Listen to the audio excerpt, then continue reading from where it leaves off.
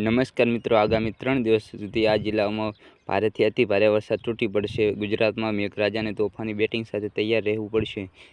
હવામાન આગામી 3 દિવસ સુધી રાજ્યમાં ભારેથી અતિ ભારે વરસાદની આગાહી કરી છે।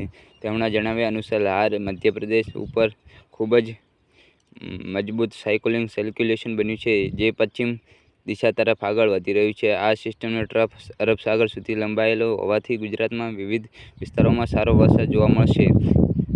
ખાસ કરીને સૌરાષ્ટ્ર અને દક્ષિણ ગુજરાતના અતિ ભારે વરસાદની શક્યતા છે।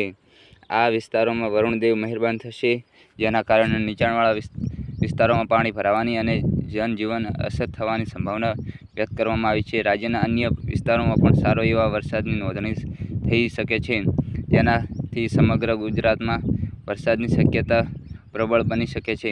આ સિસ્ટમ સ્થિતિ હેઠળ આગામી 3 દિવસ સુધી રાજ્યમાં ભારેથી અતિ ભારે વરસાદનું જોર જોવા મળશે। નાગરિકોને જરૂરી સાવચેતી રાખવા અને સ્થાનિક તંત્ર દ્વારા અપાતી સૂચનાઓનું પાલન કરવા વિનંતી કરવામાં આવી છે।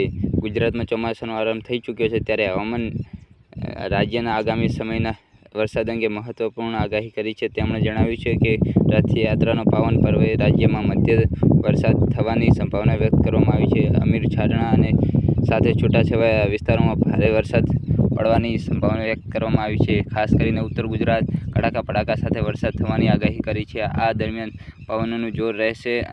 તેમણે વીજળીના પ્રકાર પણ અંગે રસપ્રદ માહિતી આપી હતી। જો લાલ કડાકા ભડાકા સાથે વીજળી થાય તો તેવી પવનોનું જોર વધુ રહેશે, જ્યારે સફેદ વીજળી થાય તો સારો વરસાદ થવાની સંભાવના છે।